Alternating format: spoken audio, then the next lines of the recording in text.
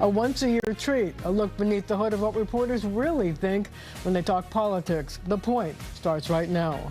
This was a rigged trial by a conflicted judge who was corrupt.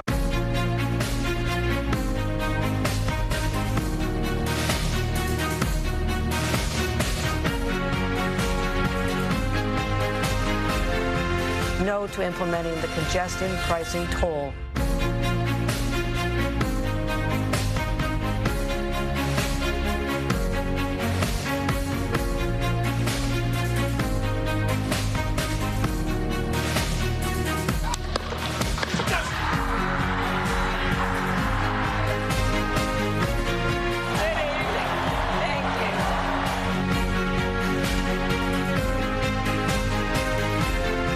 Hurts.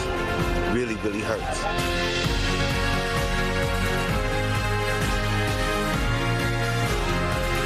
Motion carries. We stop the congestion tax once, we'll stop it again.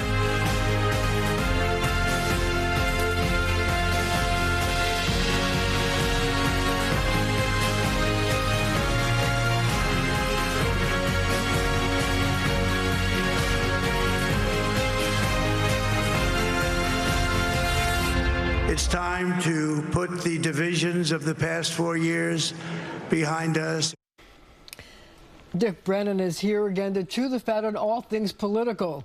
It's something we do almost every day because our offices are right next to each other, but now you get to see how much we enjoy parsing the day's events and the politicians we cover. So, Dick, let's start with something that's right around the corner, the mayoral race. Oh, geez, I don't get to study here already. This is like coming to a final exam. You haven't studied, and you're like, oh, no, I forgot everything. Yeah, and you got all the notes. I got nothing. But you can.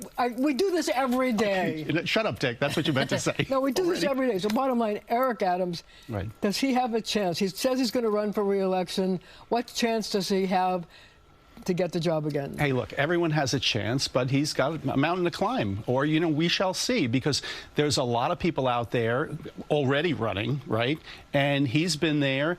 But the problem is what's going on with the city, you know, in terms of where's the politics going? Is it sliding to the right? I mean, Eric Adams is going to run in the right lane. That's where he has to run. The middle lane. Well, should say right to the left of everyone else, which is how he got elected in the first place. Now, and can he get elected again from that middle lane, given the fact that all the people except for one have staked out a position to the left of him? Well, you have to look at the city and say, okay, is the city changing at all? I mean, we saw the presidential election. You had the Bronx, Brooklyn, two areas. In the Bronx, the margin of victory for Kamala Harris was down 35 points. The margin of victory compared to Joe Biden. The margin of victory in Brooklyn was down 30 points. Now, are those people turning to the right, or were they just fed up on a national level? They just didn't like the presidency, the way the country was going. But there's another factor here, and that factor is, do they then see a few months or 6 months of Donald Trump and say they have buyer's remorse and they want to go back and do something that's a little more liberal? Well, that, of course, is a big question, too, because we don't know what Donald Trump is going to do. There's all this, you know, will he pardon, you know, will... Or pre-pardon. Pre-pardon. I don't know. Do they call it a pre-pardon? I don't know. Well, I'm not the legal expert. Before you're convicted, it's pre-pardon. Oh, it's okay. It's a pre-pardon.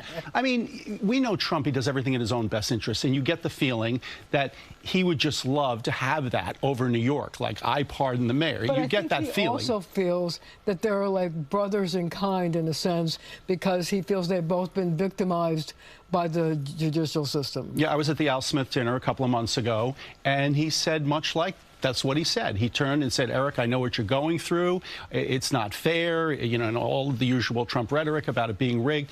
And the question is, does everybody just start to think this way about everyone? In other words, well, look at Trump. He actually was convicted. He had 3 other cases. They're all falling apart. Eric Adams is only charged, okay? So innocent is always until proven guilty. And I'm sure he's saying, hey, some of these charges, people are going to say, you know, okay, it was an upgrade, blah, blah, blah. But there are some serious charges there. But here's the real question. The question is this. If Eric Adams pre-pardons him, is there always a cloud hanging over his head among some voters who think, well, maybe there's something there.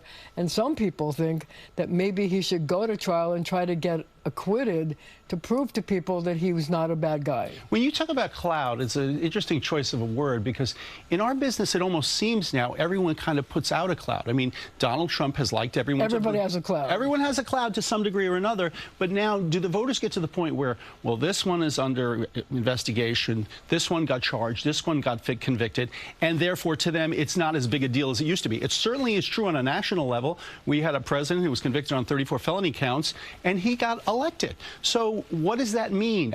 We can't figure it out, obviously. We're just speculating here what that could possibly mean. But you love that because you just want me to sit here and speculate. No, but I'm going to ask you another question. Of course you will. You should see how many questions she's got here. That was only the first 4 pages. Oh, Jesus. Here we go. Here we go. Dick. This is not like the hallway, you know. That's more fun. I'm not kidding. 2 words. Shut up. Andrew Cuomo. Oh, wow. Well, so does he run for mayor? Does he run for governor? He only has this much political capital. Where does he spend it? Does he spend it in the city, or does he spend it in Albany? Well, if you look at Andrew Cuomo, you have to say to yourself, he must be running for something, because ultimately you might believe that he wants to reclaim an office in some ways to say, hey, this was wrong. I was wronged, okay? And if you think he wants an office reclaimed, is it the mayoralty or is it the governorship? I tend to think it would be the governor, but I think he could be powerful in either one of those races. You know how the city works, you know how the state works, and how weak is the governor right now, Governor Hochul? But see, here's the real question, though. Does he run for mayor if Eric Adams is running for mayor, because they both sort of have the same lane? Well, I think he kind of said that he wasn't going to, but we don't know how weakened Mayor Adams might be. You know, the other thing is, what if he doesn't get pardoned, and what if he gets convicted? There's a whole new ballgame. And then everything changes. I suspect that he would run for the governorship because I think he wants to reclaim what he believes is his, and that he believes was taken away from him. The voters might think differently on that. Well, so he has some skeletons in his closet too, as we know. And the question is this: do women hold it against him that he resigned from office because of charges of sexual harassment? Look, his claim is that he was never charged. Now, does that work great as a political statement? He resigned. He resigned, but he said he was never charged, and therefore there is a distinction. Do you buy that argument? I'm just going to say that's what he's saying, and that's what he's going to run on, and he's already made it clear. Assuming he runs. Well, women vote for him. Well, that's another program. Will Lindsey Boylan go around and campaign against him because of that? She was one of the people who charged him with sexual harassment. 100%, but that's what these guys, when they get back into the arena, to quote Teddy Roosevelt, when they get back in the arena, that's what they're going to get hit with. And I think he's already anticipated that. And he's nursing homes. What about nursing homes? Does he get hit with that too? He certainly will be. But I think the further the distance is between when that happened and when he runs might or might not make it better. Absolutely, those are 2 liabilities. But he says, I have things that are not just liabilities. I have a leadership factor, and people have already seen it. So speaking of politicians with liabilities, not to belabor the point, but Anthony that's what you do for a living. Okay. It is what I do for a living. And Anthony Weiner is now announcing, or he has established a committee to run for city council in Lower Manhattan. Well, he's been hosting a radio show on WABC, we all know, for a few years, going at it with Curtis Sliwa. I don't think anyone ever doubted his political abilities, but this was something that happened. He served his time, and it's going to be up to the voters, and that's going to be a tough one for him. I think it really is going to be a tough one for him. So why do you think he's doing it? I mean, once you've been a politician, it's in your blood and you're addicted? I think there is a certain amount of that. I think there's also a certain amount in the belief that politics is where you can make a difference. You know, I talk to a lot of people who say, you know, I go and do this job, I go and do that job, and at the end of the day, it doesn't mean anything. We know politics makes a big difference. We know it from watching what goes on in Washington, and we certainly know it by what goes on in New York, where the money goes, who has the power. So I think there is a certain amount of addiction, but I think all of these politicians we're talking about all want that redemption, because to some degree they were spurned by the voters, and they want that redemption. So, not to go back to the mayor's race for a little bit, there's a laundry list of Democrats who want the job. Brad Lander, Scott Stringer, Jessica Ramos, Michael Blake, Zoran Mamdani, Zona Mori, and yada, yada, yada. Is there any... Yada, yada, yada's running too. Yeah. Are there any of them that you think would be a formidable candidate for Mayor Adams? I think there's certainly anyone, you know, Brad Lander, certainly Jessica Ramos. I mean, these are people who are coming from the left, and even Scott Stringer, he had his own issues too. But these are names. Look, I'm not saying that any of those people you haven't named, Myrie, et cetera, are not talented. They're all very talented people. But sometimes you just need a name to get yourself into the game, and that's very difficult in a crowded field. I mean, Eric Adams beat what essentially became a crowded field, and then at the end, I think he won by like 7,000 votes against a left wing, and he's hoping he can do that all over again. So we only have a few seconds left in this section. I wonder, do you have a favorite mayor that you've ever covered? Well, I guess it has to be Ed Koch, because... Me too. Okay, I caught the end of Ed Koch as far as being in the field, and then, you know, he had a long life after his mayoralty, so we got to interview him a lot, and he was the most fun. I only covered the last few years of his mayoralty as well, but what a character. Oh, one of the great, and all the great lines, and all the line I love the most is, and it could apply to today, he says, if you agree with me 80% of the time, vote for me. If you agree with me 100% of the time, see a psychiatrist. Greatest line all time. And on that note, we're going to leave it right there for now, but we're going to be right back.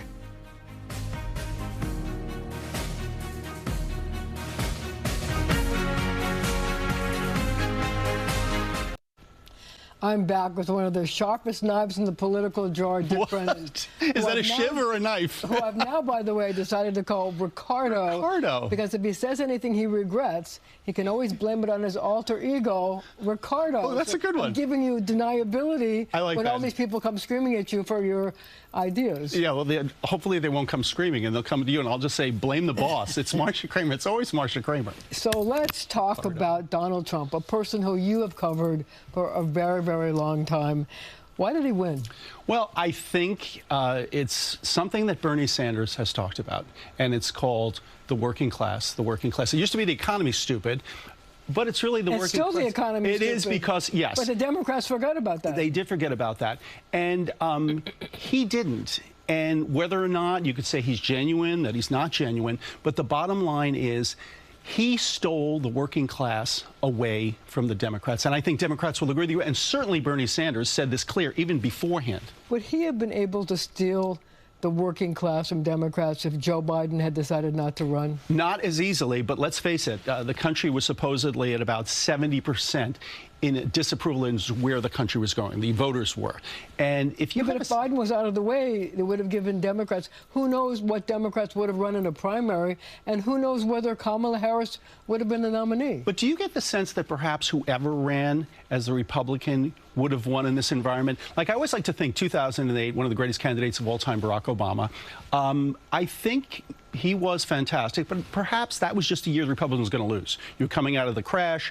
You had 8 years of the war. And was this one of those times where people were so dissatisfied with where the country was, 70% dissatisfaction, that they were like, you know what?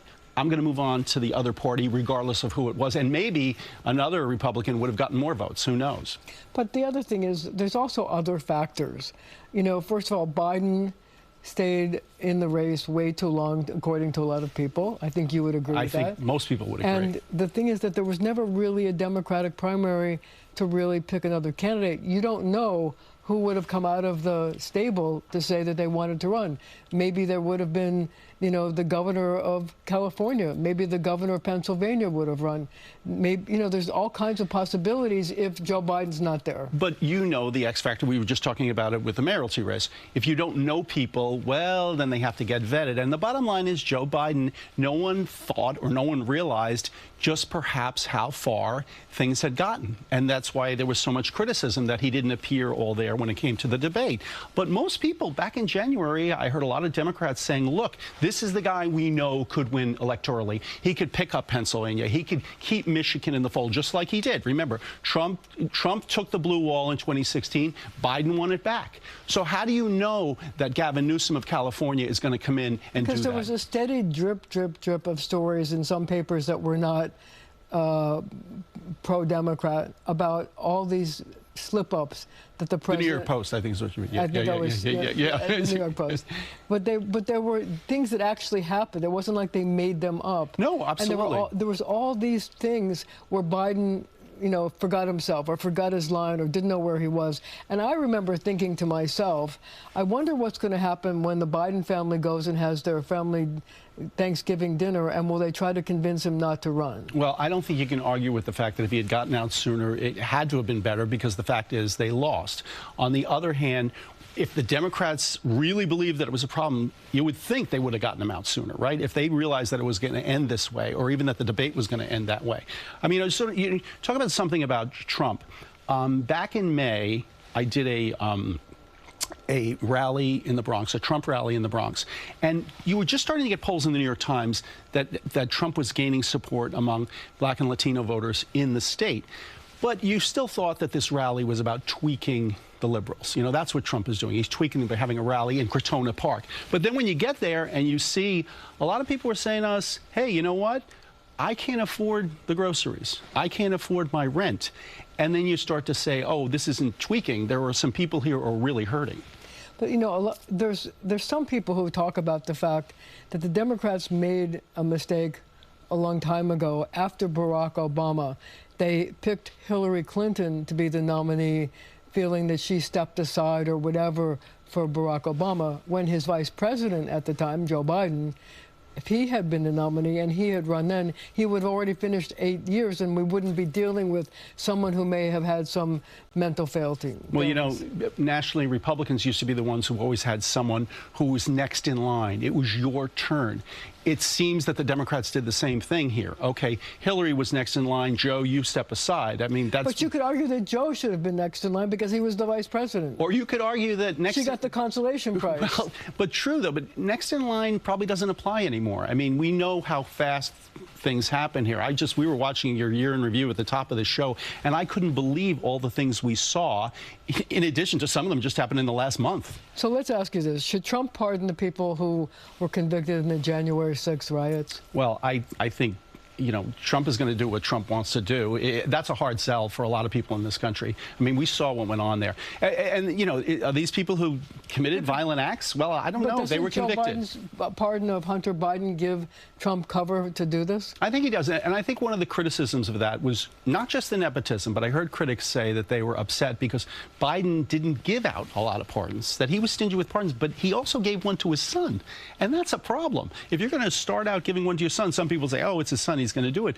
But then you're not doing it for other people. So sure, it's absolutely a problem. Well, now Biden's on a pardon thing. Yeah. I mean, he's now pardoning 1,500 people just on Thursday alone. Right. Well, now it's like, okay, maybe he's... Now I'm going to pardon everybody. Yeah, now he's responding to that criticism. Hey, pardons have gotten everybody in trouble in the past. You remember Bill Clinton had the same issues of pardons. They're always stickier. But when it's your own son... Mark Ritchie pardon. Mark Ritchie, you remember it. But if it's your own son, it gets that much stickier. And as far as January 6th, these people, if people have been convicted of violent crimes, well, you have to really, really question whether you're going to go and pardon them, We have about 30 seconds left. Should Biden pre-pardon some of the people that might be in Trump's sights? Liz Cheney, other people? That's something that you can't say whether you're asking for trouble or not, because you'll clear that. But there's always, if you believe that Trump is on a thing of retribution, which he says he's not, well, then maybe you do it. But I don't know. Then you just everything becomes a pardon then. Okay, next year I'm going to pardon your guy. I'm going to pardon. When does this all end, And on that note, right now, we're going to have to leave it right there for now. I'll pardon you, however. Okay, we'll be right back with our conversation when it continues right after the show on our streaming channel, CBS News New York.